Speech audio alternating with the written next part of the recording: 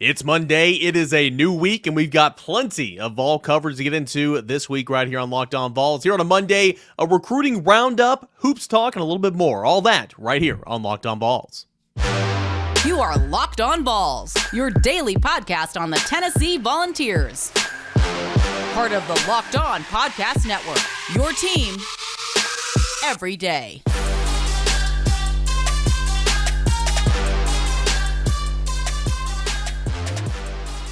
What is good, everybody? Welcome into it, your Monday edition of Locked On Vols. Welcome into it. We're part of the Locked On Podcast Network, and it's your team every single day. I'm your host, Eric Kane. I do Tennessee writing for the VolQuest.com website. That's the Tennessee affiliate of On3. I'm also your host here of Locked On Vols. And we got a busy show to get into here today. But first, I want to give a quick shout out and a big thank you to LinkedIn for helping us sponsor this episode today. It's for qualified candidates that you want to talk to faster. You can post your job for free at linkedin.com/lockedoncollege. That's linkedin.com/lockedoncollege to post your job for free. Terms and conditions, they do apply. Here in segment number one, we're going to do a little recruiting roundup. We talked tons of recruiting in the spring and the summer. During football season, recruiting takes a back seat, not for the coaching staff, but for us here on Locked On Vols, because we're talking everything Tennessee football content. But as we get into this first phase of the offseason, National Signing Day is right around the corner. It is a week from Wednesday. I thought here on a Monday, it'd be a good time to kind of reset, get you back up to date. How many commits? Where does Tennessee stand in the recruiting rankings? Who are the commits expected to sign? All that type of stuff. Who are some of the best available targets? We're going to do that here in segment number one. Segment two, a look ahead. We're going to start a new series here on Locked On Vols. A look ahead at the 2023 position rooms. Who's staying, who's leaving, who's coming in via obviously the committed class here in a couple of weeks or in a week and a half. That'll be in segment two. We'll start with the running backs. And, of course, we'll talk Tennessee hoops in segment three. So here we go. Tennessee in the recruiting rankings per the On3 national rankings right now. Tennessee sits at number 11, fifth in the SEC. And Tennessee has a current listing of 24 commits. And then you add one transfer to that group. So Tennessee, over the weekend, did host 3 official visitors. The biggest one, figuratively and literally of note, is defensive lineman from the JUCO ranks, Elijah Davis. And Elijah Davis is down between Tennessee and South Carolina. Elijah Davis will make an announcement on December the 20th. And I got to be honest with you guys, this could go either way. We will see exactly if he will decide to come to Tennessee or elect to go elsewhere. Alabama wasn't on the mix at one point in time, but I think it's Tennessee and South Carolina right now. Sounded like it was a really good visit over the weekend, but this one could go either way. And also, Tennessee had on commits Shandavian Bradley, an edge player, and Jack Luttrell, a safety. They were doing their official visits over the weekend as well. So it was a good weekend for official visitors for Tennessee. Of course, you'll have one more of those, and we'll have to see if Tennessee's going to bring in anybody else. And then National Signing Day will begin on Wednesday. It'll be Wednesday, Thursday, and Friday. So Tennessee right now, 24 total commits in this class, 1 5-star, 11 4-stars, and 11 3-stars per On3.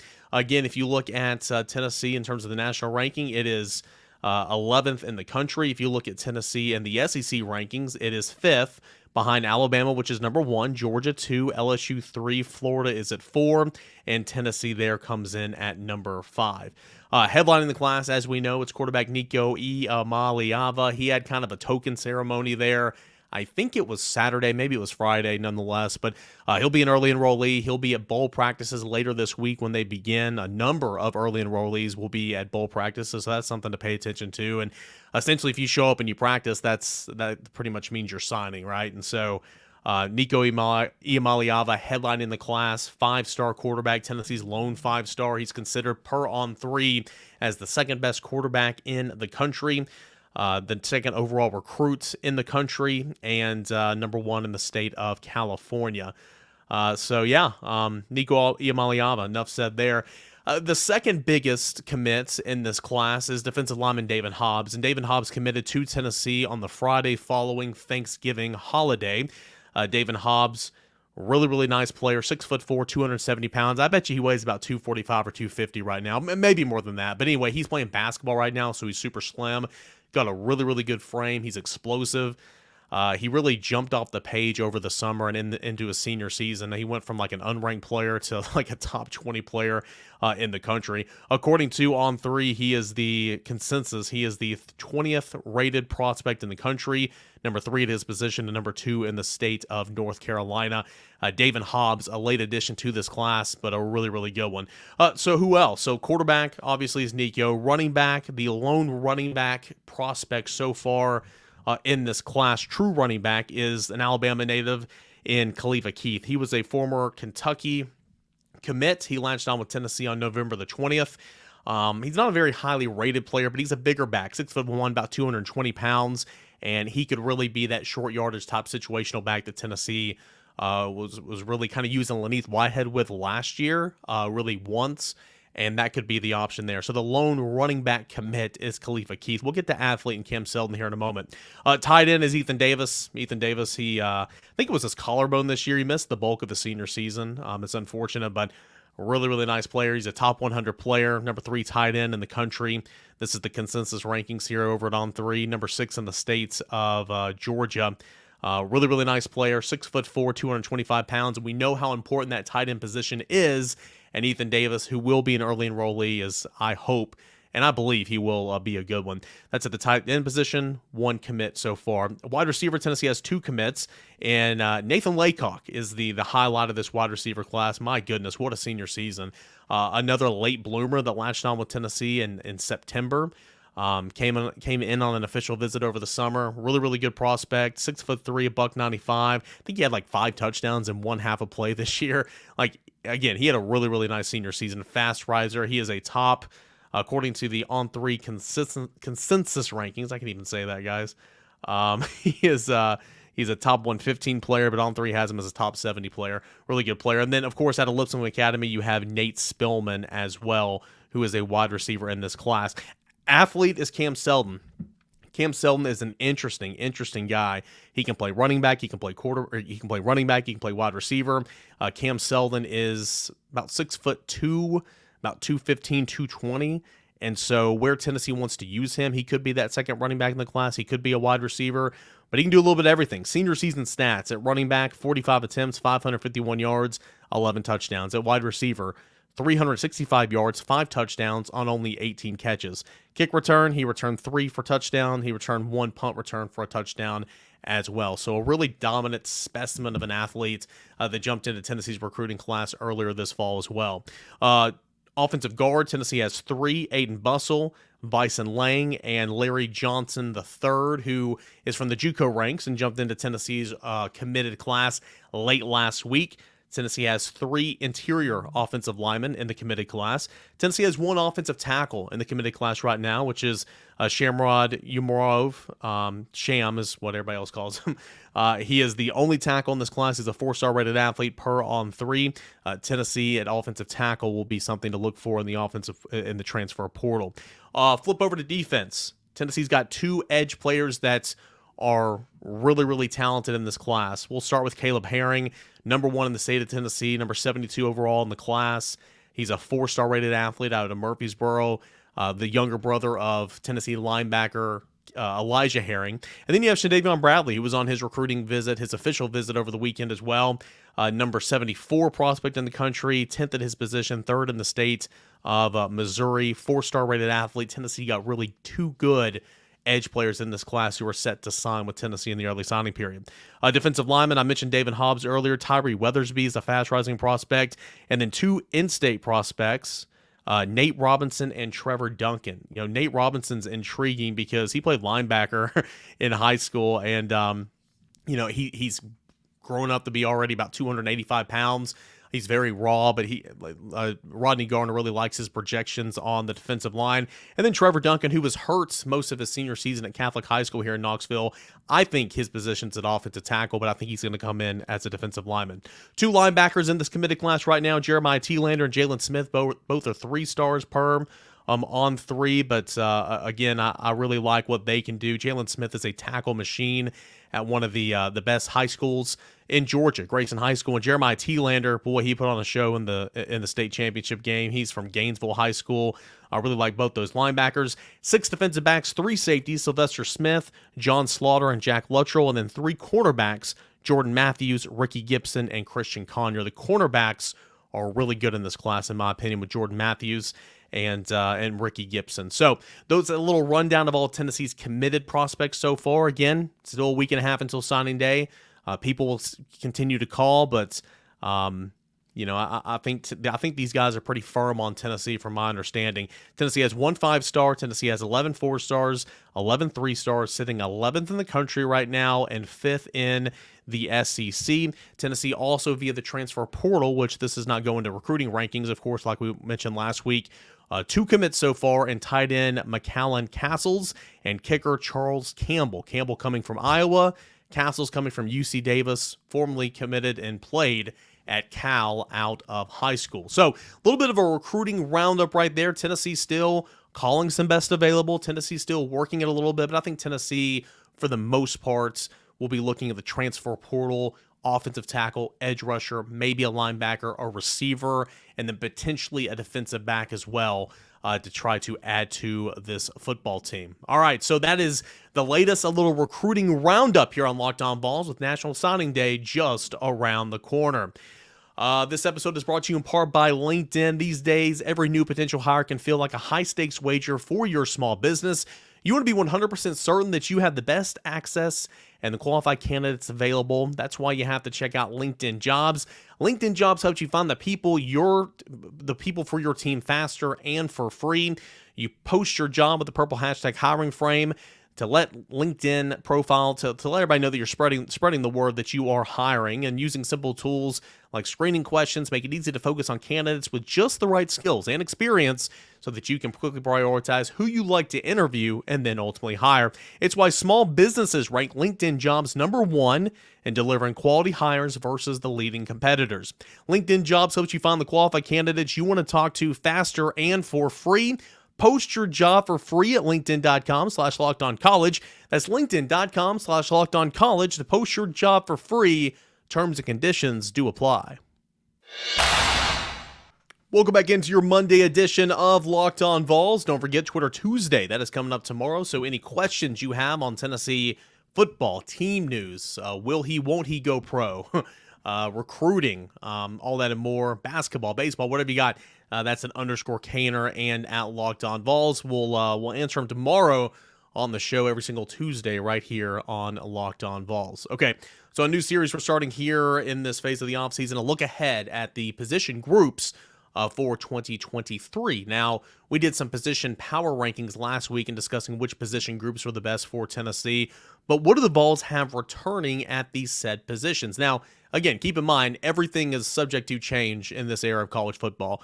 We're in the first window of the transfer portal. It'll be open through mid-January. It'll close, and then after spring practice, there'll be another window for the transfer portal where we will see some more movement as well. So this is all subject to change in this era of college football. But here's what we know so far about who's returning, and we're going to start with the running back position. Tennessee is going to return an awful lot. In fact, 80% of yards rushing from this past year's squad, including the top 3 options out of the backfield, are all set to return. Of the 20% that Tennessee's losing, the bulk of that, over 400 yards, coming from Hendon Hooker, who was a quarterback, and 17 yards, but a couple of those rushing touchdowns coming from Princeton Fant, who actually plays tight end. There was a couple more rushing yards from Justin Williams-Thomas. Of course, he's entering the transfer portal.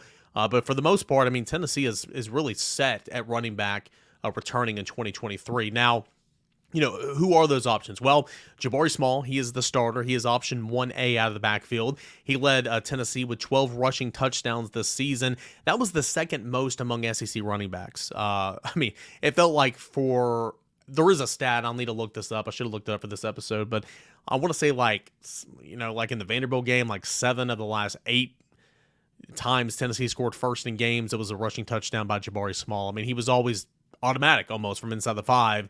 and plunging there into the end zone. He finished second on the team with 696 yards rushing. Remember, a couple of those games because of the shoulder, he couldn't finish. He added 106 yards through the air, 2 receiving touchdowns, had his best day of the season against LSU on the Bayou, 22 carries for 127 yards and 2 scores. Jabari Small had a good season, and honestly, if he could have stayed healthy last year, and if he could have finished games last year and this year a couple of times, his career rushing total will be a whole lot more than what it actually is. Good year for Jabari Small. He is set to be a senior next season. Jalen Wright, a sophomore this past year, actually led Tennessee in rushing with 786 yards on 135 carries. He had 135 carries on the season. Jabari Small had like 144, so it was almost a split workload. But Wright was averaging 5.8 yards per carry this season. Small scored 12 touchdowns.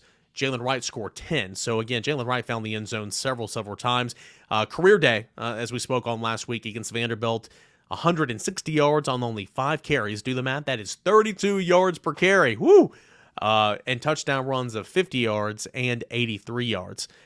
He only rushed for 100 yards in one game on the season. Of course, that was Vanderbilt, but he came close a couple of times.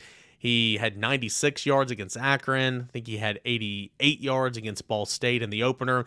He also had over 70 yards in wins against Alabama and Kentucky in games that matter. So Jalen Wright, all intents and purposes, had a pretty solid season. And so did Dylan Sampson. Dylan Sampson, a true freshman. And what's intriguing about Dylan Sampson is, he was not an early enrollee. He showed up on campus in June, and he made the most of it. He got this offense down, and he was awarded opportunities. Immediately surpassed Justin Williams-Thomas, who had a 6-month head start on him. But he's got good speed and vision and patience, really. And he got better as a pass blocker as well. I like Dylan Sampson. I like his projection in this offense. I thought he had a really nice freshman campaign. Let's see here. He had 98 yards on 8 carries against Missouri, 131 yards on 12 carries, and a touchdown run of 80 yards in Nashville. In the last game of the season, he finished with almost 400 yards rushing. Dylan Sampson had a really, really solid season for Tennessee as a true freshman. So those are scholarship running backs who are set to return for Tennessee in 2023. Again, transfer portal, anything can happen, but right now that's what you're working with. Who's gone? As we know, Tennessee has two running backs who have already entered the transfer portal. Most notable was Laneith Whitehead, but he didn't play at all this past season. He was out with an upper body injury, but he had a pretty decent season as a redshirt freshman a season ago. 207 yards, 2 touchdowns on 32 carries. He was freshman of the week for the Southeastern Conference after the Missouri game. 6'2", 200 pounds. He's a bigger bodied option. But again, he was out for the most of his Tennessee career. He dealt with injuries his true freshman year as well. And then Justin Williams-Thomas. I like Justin Williams-Thomas. I still think that there's a place for him at the Power 5 level. Just didn't work out at Tennessee. Nice, respectable kid. I like the way he plays. But it didn't work out here at Tennessee, and he, of course, was immediately jumped by Dylan Sampson once Sampson got the offense, and despite showing up in June when JWT showed up in January. So 2 going out, 3 scholarship running backs set to come in. And then again, like we did in our recruiting roundup, Tennessee has the opportunity to bring in at least 2 guys who carry the football, who could be running backs in this class. If everything, holds out, which it looks like it will for these 2 guys specifically. Khalifa Keith, 3-star running back out of Birmingham. Like I mentioned in segment number 1, the lone running back commitment in this class. Bigger guy, essentially going to take the place of Laneith Whitehead. 6'1", 220 pounds. He was formerly committed to Kentucky, but then flipped in and came over to Tennessee back in November. So Khalifa Keith is in there. And then Cameron Seldon. It'll be interesting to see what Tennessee does with Cameron Seldon, how Tennessee wants to use Cameron Seldon. Will they use him like a, like an option guy that can play receiver at some points and running backs at some points and line up in the backfield and in the slot and do this and do that? I'll be really intrigued to see what they want to do with him. He's got really, really good size, 6'2", 215 pounds. And as I mentioned in segment 1, he rushed for 551 yards, 11 touchdowns as a senior. He caught 18 passes, 5 touchdowns, 365 yards. He returned 3 kickoffs for touchdowns and 1 punt return for a touchdown. Cameron Seldon is a nice little chess piece that you can use in this offense, but he could play running back and potentially, you'll have to start him out at 1 position before you can play 2. I'm just really intrigued to see which position they put him at when he comes on campus immediately. So that is a look ahead at Tennessee's running back position for 2023. You've got 3 scholarship guys coming back. You have 2 non-factors from the 2022 season who were on scholarship who are leaving. And then you're set to bring in 1, potentially 2 running backs, again, depending on how they use Cam Seldon, for the class of 2023 with National Signing Day next Wednesday. All right, let's talk Tennessee hoops on the other side when we return. Don't forget Twitter Tuesday. That is coming up on tomorrow's show. But this episode is also brought to you in part by SimpliSafe. Locked On Vols, we believe home should be where you and your family feel the safest, especially over the holidays. This season, give yourself and your family the gift of peace and protection with the #1 rated home security system. That is SimpliSafe. And right now, SimpliSafe is offering Locked On Vols listeners 40% off a new security system. But don't put this off. Here's why I love it. All right, they've got in an emergency 24/7 professional monitoring agents using Fast Protect technology exclusively from SimpliSafe to capture critical evidence and verify that the threat is real, so you can get higher priority police response. They've got SimpliSafe has a whole home security with advanced sensors for every single room, windows and doors, HD security cameras for inside and out, smarter ways to detect motion and alert you when the threat is real, and even hazard sensors that detect fires, floods, and other threats to your home. It costs you under $1 a day. That's less than half the price of traditional home security systems that are out there. Don't miss your chance to save big on your favorite security system right now. You can get 40% off any new systems at simplisafe.com/lockedoncollege today. That is simplisafe.com/lockedoncollege. There's no safe like SimpliSafe. All right, guys, we got a final segment left here of this Monday edition of Locked On Vols. Appreciate you guys again for hanging out with us here today. Man, that was one you really had to hold your breath for and kind of hold on there. We're talking Tennessee's 56-53 win over Maryland. It was very much almost a second half collapse, but more so than anything, I mean, Tennessee never shot the ball well in this basketball game. Tennessee finished 29% overall from the field in this game. I think shot 29% in the first half, 28% in the second half. Again, it was not an offensive day to remember, but it was almost a defensive collapse. In fact, I mean, it was, but Tennessee found just enough offense to preserve a 3-point win in this game. This was up at the Basketball Hall of Fame Invitational at the Barclays Center. Maryland's off to a really, really good start to the season, so potentially when you look at, seeding matchups and all that type of stuff, when you get into bracketology later on in the winter and then in the spring and March, this might be a game where you can look back on and you can say, okay, well, Tennessee, beat Maryland, and what does Maryland go on and end up doing so far this season or for the rest of the season? So, we'll see. Tennessee did not have Josiah Jordan-James in this game. Tennessee did not have Jonas Adu in this basketball game, but man, it was so ugly. It was a tale of two different halves for Tennessee defensively. Tennessee, the #1 ranked defense in terms of the net rankings. Maryland in the first half scored 17 points, shooting 13%. 13% from the field. Maryland in the first half made 3 of 24 shot attempts. Man, that is hard to do. I mean, it's really, really hard to do. But in the second half, Maryland shot 50% from the field. 36 points in that half of play.